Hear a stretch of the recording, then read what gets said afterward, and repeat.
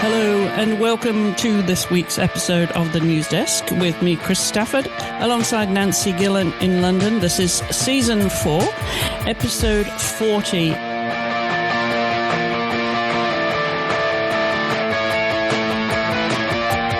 And Nancy was off last week with a little bit of sickness. You're feeling better now. You're almost there, and hopefully, barring coughing fits, we'll get through the show this week. But just to tell everybody, that's why we did not record last week, because Nancy was off sick. I think, didn't you say you had a fever, Nancy? Yeah, I think it was a bit of a flu, so just kind of, feverish, very tired and coughing away. But yeah, it kind of came out of the blue, out of nowhere. And then, I had to spend 2 or 3 days in bed. But yeah, feeling a lot better now and very nearly at the end of it. So it's just going around at the moment. I think people, it's that time of year and people's immune systems aren't 100% after the pandemic. So yeah, people getting struck down by the flu, and unfortunately I was one. Yeah, well, you have to be careful attending these football games, and sitting in the bleachers this time of year. It's a place where the people catch colds. Yeah, it is. I mean, it was actually, I was at the Claressa Shields Savannah Marshall boxing match the day before I got ill, so I probably made it worse by going to that, but it was worth it. Yeah, well, we want to hear about that. Because that was a game that had to be rescheduled, a match rather that had to be rescheduled. We're also going to be talking about tennis this week and football, of course, with the playoffs, particularly over here in the US. And then the World Cup draw was announced as well last week. And plus we've got the Rugby World Cup and the Rugby League World Cup, and an update on the start of the Skiing World Cup. And there's also some ice skating news as well that Nancy's got at the end of the show. But I wanted to start, Nancy, because just this morning, as we're recording this on Tuesday, October 25th, the news broke this morning that the WNBA star Brittney Griner, who we know has been detained in a Russian jail now since February, she's now served 8 months already, she lost her appeal, and that was a hope, of course, for getting a reduction in her sentence of 9 years. But that really hit me hard, Nancy, when I heard that this morning. Yeah, I think it's definitely a really kind of shocking news, and I think people had been holding out hope that, maybe not her whole sentence would have been repealed, but she would have got a bit of leeway, because 9 years is a very, very long sentence to be serving in a prison completely so far away from home. So yeah, I think it was definitely a bit of a blow to everyone that's kind of been hoping that Brittney Griner is released relatively soon. To see that sentence upheld, and you hope now is kind of with that legal route out the way. I think the next option is for the US government to negotiate a prisoner swap or a deal for her to be released from prison. So you hope that now kind of they've exhausted the court proceedings, that maybe they can kind of crack on now with the prisoner swap and hopefully get her home as soon as possible. But yeah, it was a shocking day, I think, for anyone that's been following that case.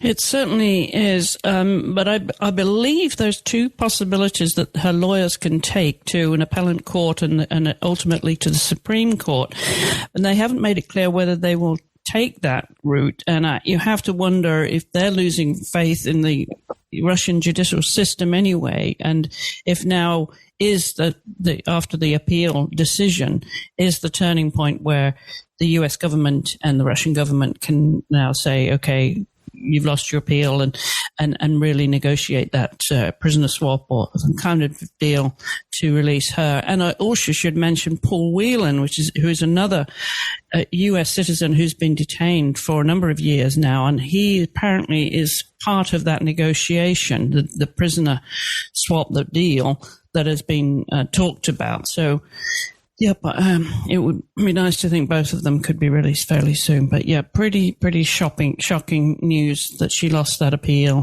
for a reduction in her sentence. So we'll keep you posted here and give you our thoughts if there's any update on that.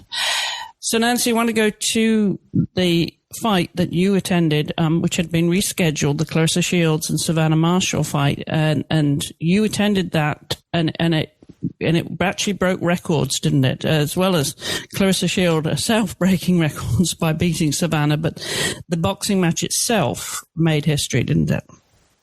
Yeah, so more than 2 million people tuned into that women's boxing match, which it was actually the biggest audience for a live women's sports events on Sky Sports, which is pretty significant based on the fact that Sky do show a lot of women's sport, and they have the Women's Super League, they've got W Series, so the fact that this boxing match was the most watched is pretty significant.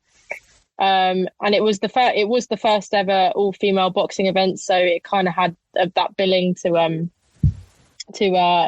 live up to that historic event.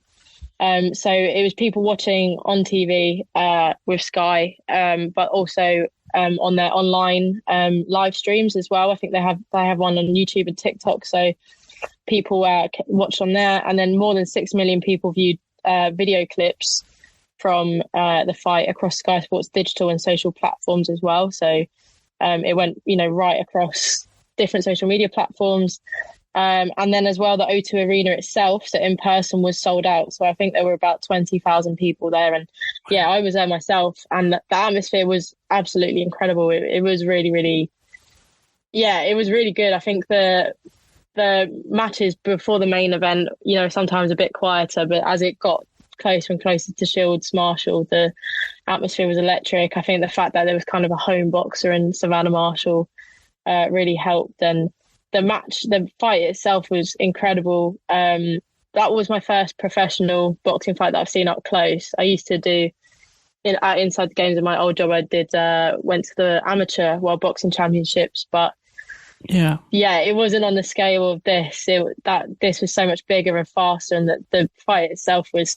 They were both absolutely going for it. There was no holding back whatsoever. So it definitely lived up to expectation, and hopefully kind of pleased everyone that tuned in to watch it. And like you said, Claressa Shields won on a unanimous decision. She became the unified middleweight champion. And in my opinion, it was well deserved. I think she was just that bit better than Savannah Marshall. But overall, it was a really historic night for women's sport. Yeah, it certainly sounds like it. And for those who are not familiar with that venue, the O2 Stadium is a large stadium in the east of London, isn't it? Yeah, it is. And it is big. It is it's normally used for things like music concerts and stuff, as opposed to sporting events. So it's always really impressive when they kind of sell it out for a sporting event. Yeah, and for a women's sports event too. That it was marked for that. That's amazing. All right, let's move on to some tennis news now, because we've got some controversy and we've got some records being broken. Should we start with Iga Swiatek, who collected her 8th title of the year when she won in San Diego recently? Nancy, how about that? I know you like her. Yeah, she's just continuing her really impressive form this season. So, beat Donna Vekic at the San Diego Open. It was a good comeback from the Ostrava Open the week previously, when she'd suffered her first defeat in 11 finals, just to show how well Swiatek performs at the very top level. So she'd lost Ostrava Open, but then came back the next week to win San Diego Open. Her 8th title of 2022, which has also included US Open and French Open titles. Her 64th win of 2022, and I know that's right up there with the record amount of single season victories. She's kind of firmly solidified her place as world number one at the top of the rankings. So she will finish her season at the WTA finals in Fort Worth, which gets underway, I believe, next Monday on October 31st. Yeah, on Halloween it starts right through till November 7th. That's in Texas, for anyone who's not familiar with Fort Worth. Yeah, and we've got our 8 players qualified for that tournament in total as well. So it always takes a bit of time to find out the top 8 players from the season. But all 8 have now qualified, so it should be a really exciting tournament. Yeah, a great way to end the season. I know that the players look forward to that too. That's their favourite finale for the year. Now, on the other end of the scale, we've got some surprising news about Simona Halep, who was tested positive to drugs. Now, I know she's going to appeal, but that took everybody by surprise, including her. Yeah, I think really surprising, and I think it's the first major kind of really high-profile doping case in tennis since Maria Sharapova in 2016. So that's kind of 6 years ago now. But last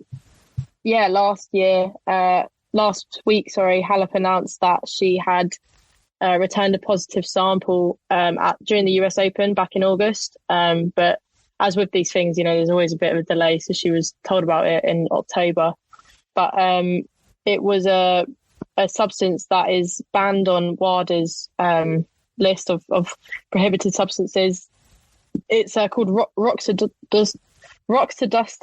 and it's normally used for people with anemia. It's kind of about red blood cell production, which you can understand why that is on WADA's prohibited substance list. So, Halep kind of responded to it immediately, releasing a statement on Twitter, saying that she's innocent, essentially, that she will fight until the end to prove that I never knowingly took any prohibited substance, and that she has faith that sooner or later the truth will come out.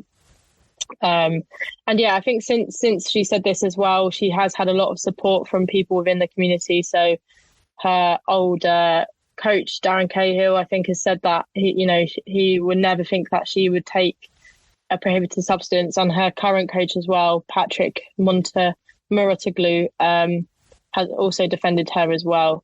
So at the moment she's been provisionally suspended. So of course there's all the paths to appeal and things like that. But it sounds like she's going to kind of go out really fighting that. You would have to think she's kind of 31, and I don't know how long the final suspension will be if she doesn't get it fully overturned, but it could potentially spell the end of her career. So it is quite a significant moment, I think, in her, in just the whole of tennis, really, because we haven't had a case like this in quite a while. No, not since Sharapova, probably. Yeah. So 6 years, really. Yeah. Some more tennis news before we sign up. I wanted, on this topic, I wanted to give a mention to Coco Gauff. She's up to a new career high of number 7 on the WTA rankings. Not bad for an 18-year-old. Yeah, really impressive. She's been really stepped up a gear, I think, this year, and reached a French Open final, which is good to see. And she's 18 years old, such a talent. So very happy to see her doing well. Well, this year she's reached the quarterfinals or better of 6 of her last 8 tournaments. So she's obviously picking up some form there, and exciting to look forward to next year with her.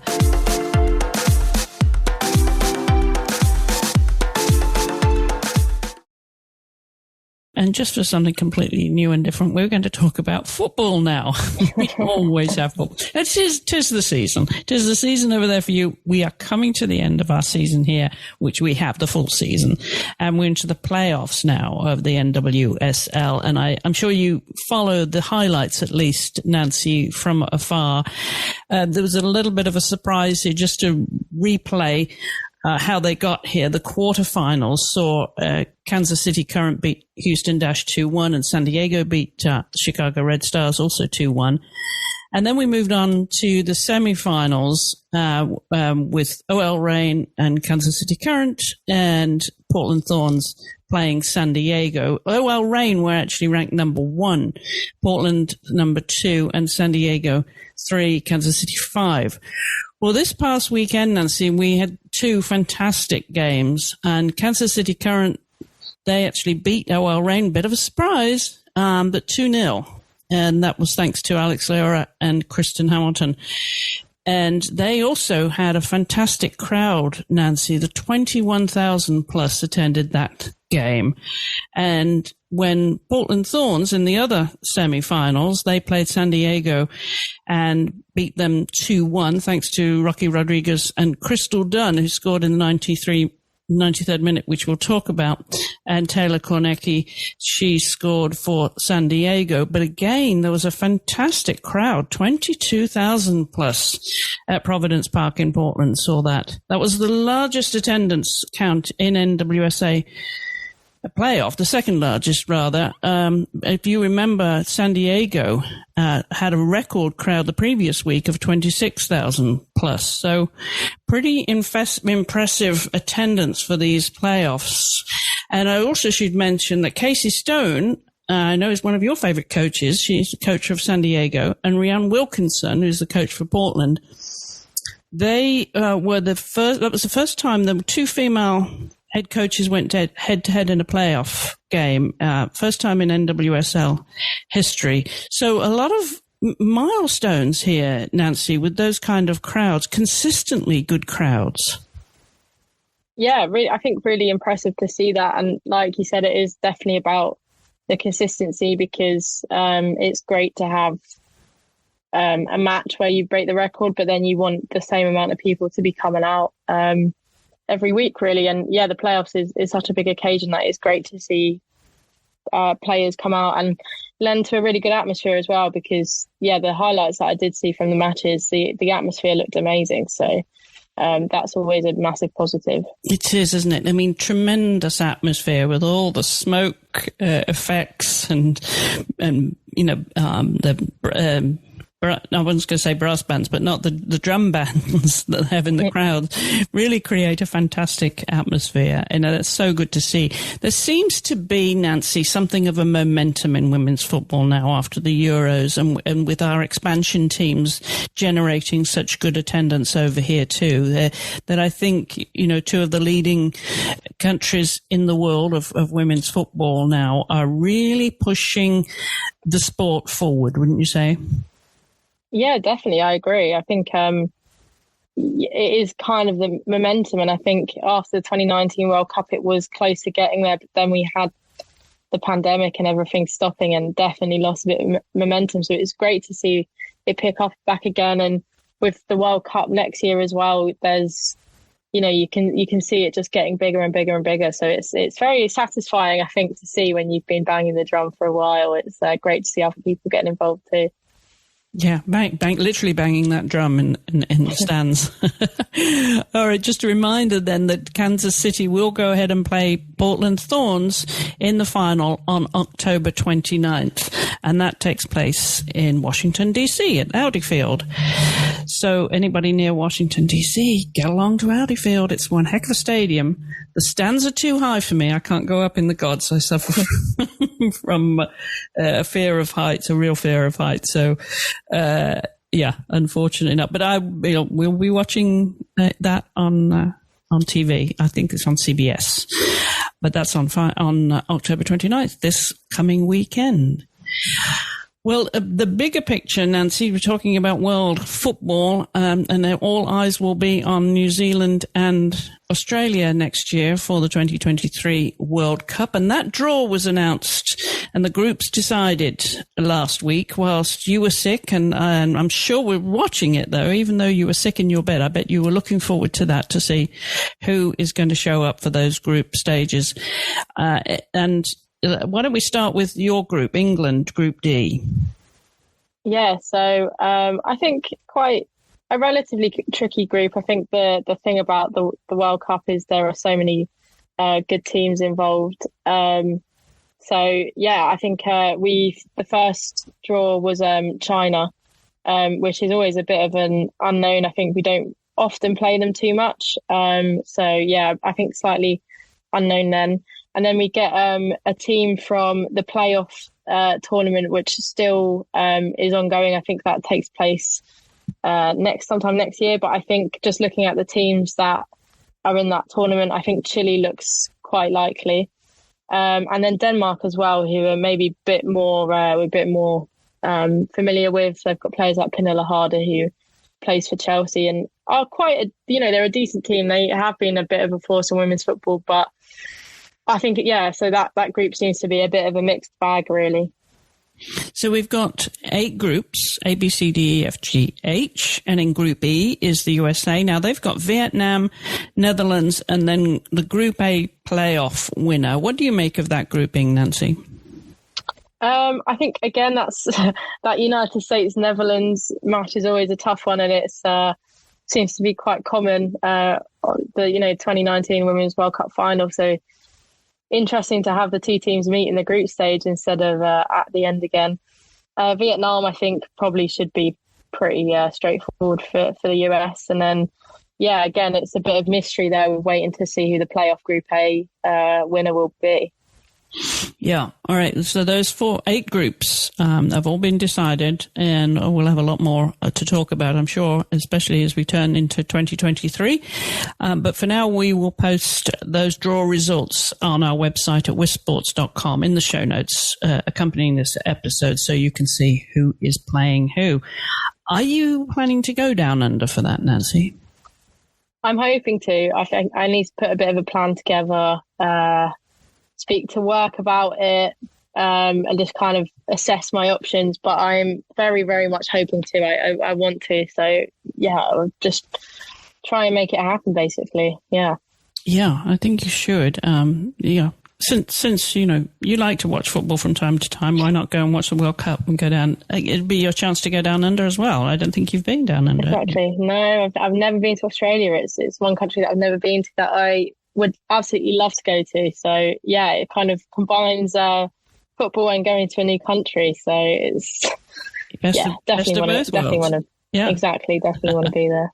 Well, speaking of down under, right now taking place in New Zealand is the Rugby World Cup, which started on October the 8th, runs right through to November 22nd. So it's quite the party down there in New Zealand. And we know how the New Zealanders love their rugby. So what's the latest from down there beyond the pool stages of the tournament, Nancy? Yeah, so we've had every team has played 3 matches in the pool stages at the moment. It's been particularly good for hosts New Zealand. They've won all 3 of their matches.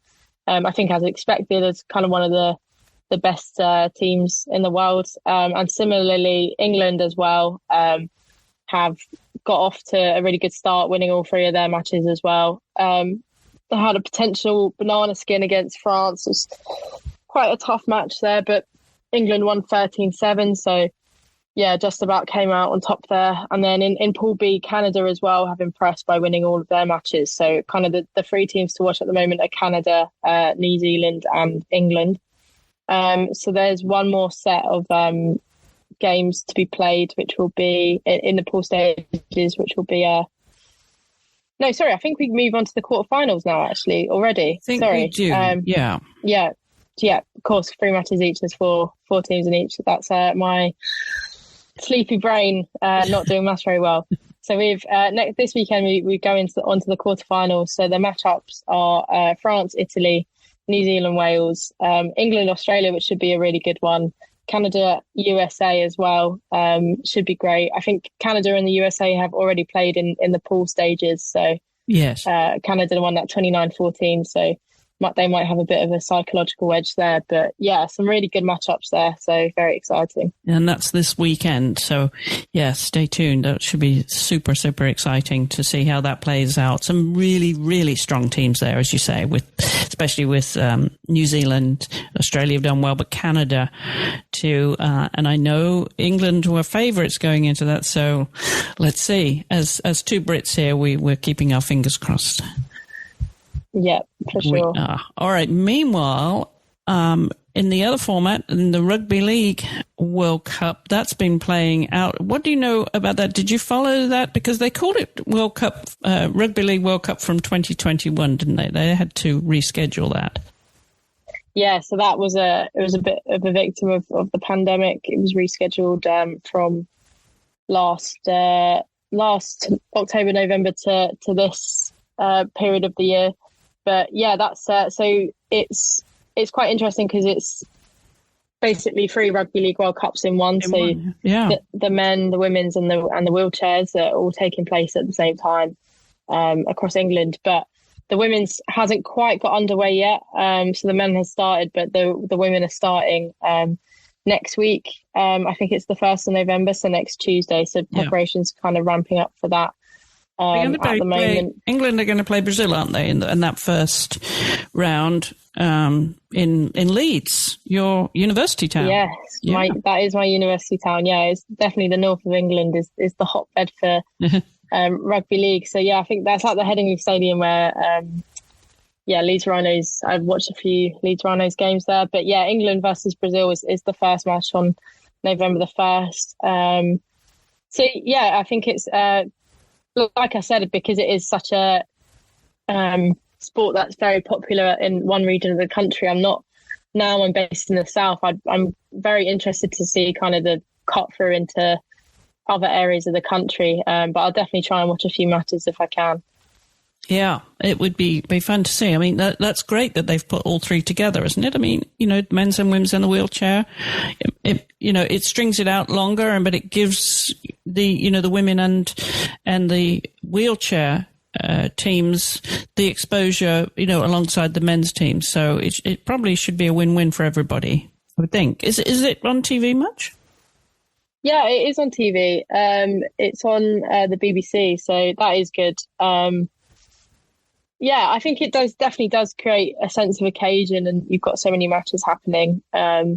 But again, it's kind of it's strange. I think having a sport which only is really popular in the north, and then I think with women's rugby, you've got the Rugby Union World Cup happening as well. So maybe that clash has been a bit of maybe taken away slightly from the Rugby League World Cup. I'm not sure. But it'd be interesting to see when the women's starts, how many people kind of get behind it and watch it. Well, if you're a rugby fan, there's certainly plenty going on for you in your sport right now, whether it's the league or playing rugby. And what slipped down the running order for me, Nancy, and you had sent this story to me, which we should add to our tennis news about the American player Jessica Pegula. Oh, yes, yeah. Really good.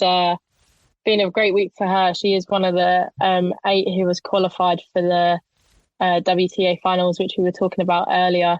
And she also won the Guadalajara Open, which is that was her first WTA 1000 title. And she is currently, I think she's now risen to 3rd in the world, which is really high and kind of rewarded, I think, consistency throughout the season. She hasn't necessarily kind of been winning loads or been, getting really, really far in every single Grand Slam. But I think just consistently she's been doing pretty well. So, congrats to her, and it'd be interesting to see how she does at the WTA finals, given she is in really good form at the moment. She is, and we should mention that she beat Maria Sakkari in the finals in Guadalajara. As well as Stan Stevens and also Elena Rybakina. So, that's not too shabby for her, as you say. She definitely deserved a shout out. And sorry we missed her in the tennis spot there, but we had to include her in this week's news. 2 more stories before we leave the room this week on the show. That one of which, of course, is skiing. If anybody follows the season of skiing, they'll know that it's the start of the season has seriously stalled because Solden, which is the traditional start to the season, a Grand Slam in Austria, usually kicks off in October last week, and that had to be called off there because of the weather. It was too warm. And then today, Tuesday, October 25th, we just heard that after today's snow control in Switzerland, in Zermatt, Slovenia, the 2 women's downhill races that were scheduled for the November 5th and 6th have both been cancelled due to the warm weather conditions. So an unusually warm autumn season in Europe, you said, Nancy, and these are 2 victims of global warming.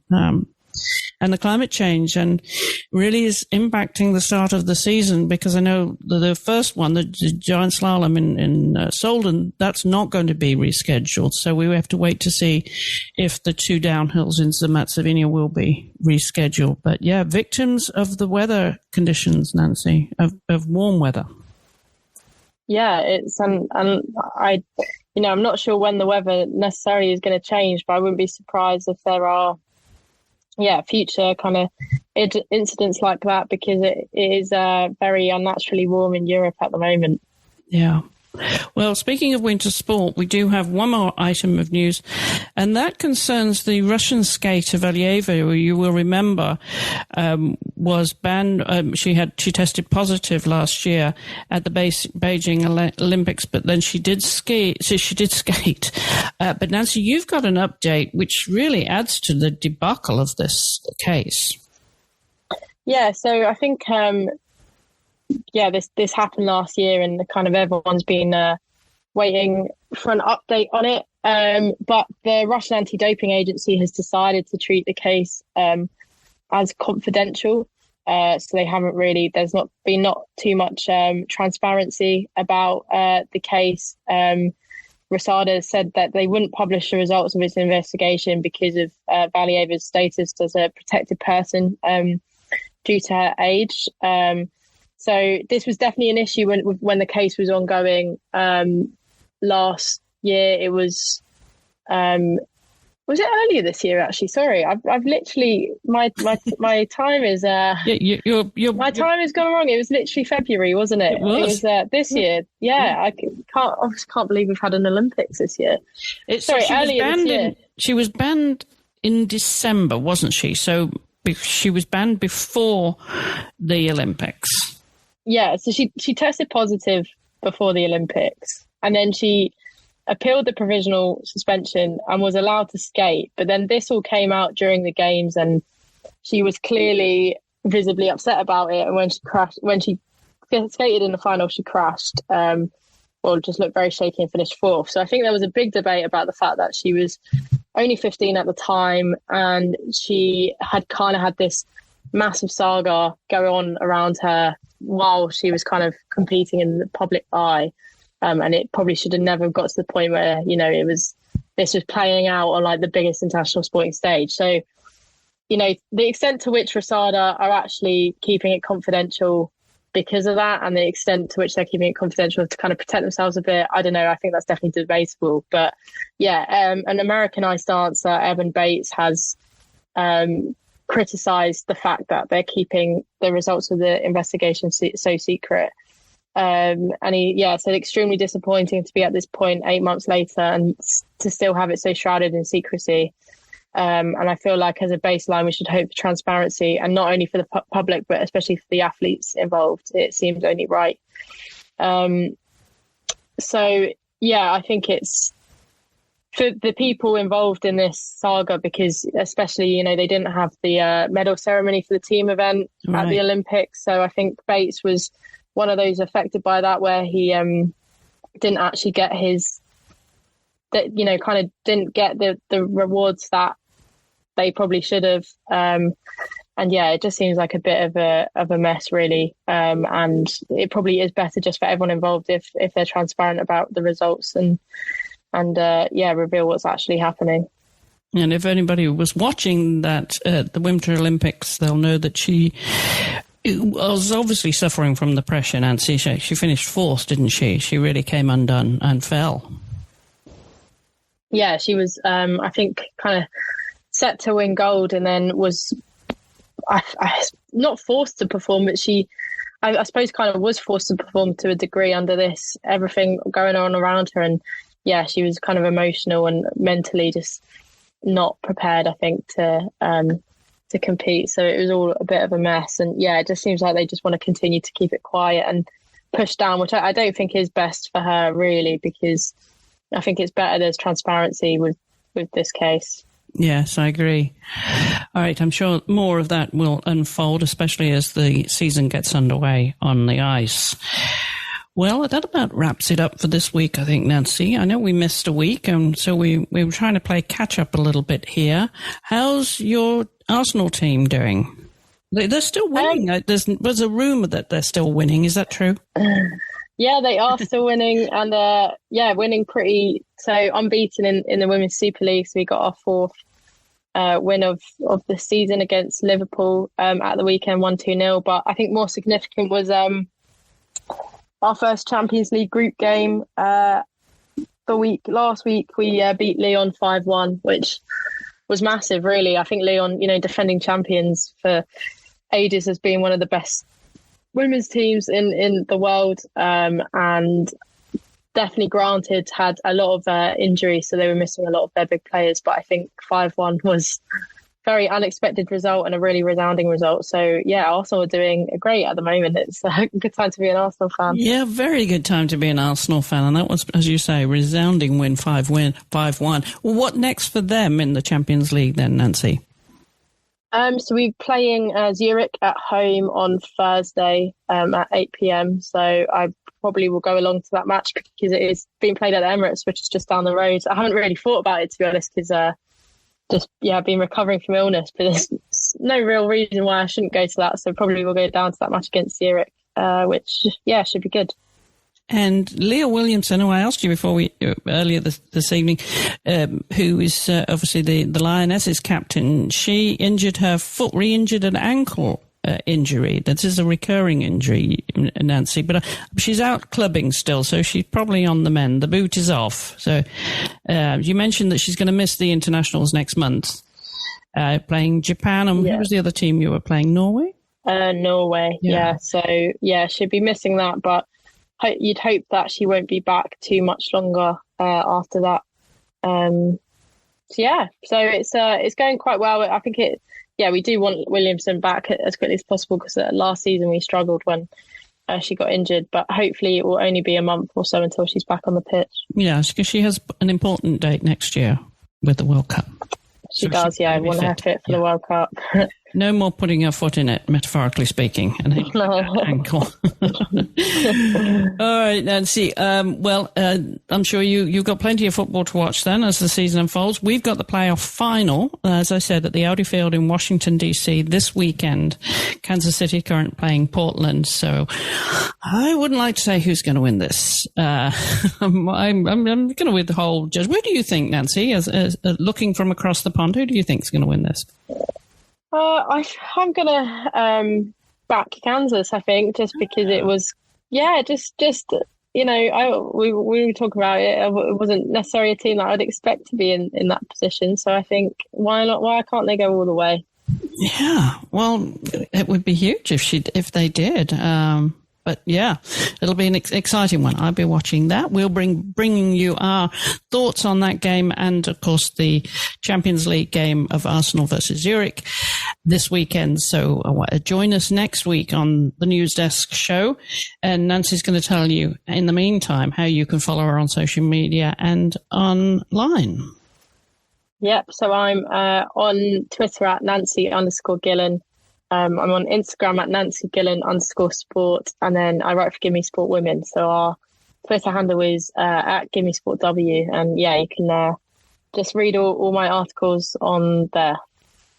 Excellent. All right. And we are at WiSports.com and online at WiSports. So until next week, from Nancy Gillen and myself, Chris Stafford, thank you for tuning in. Enjoy your sport.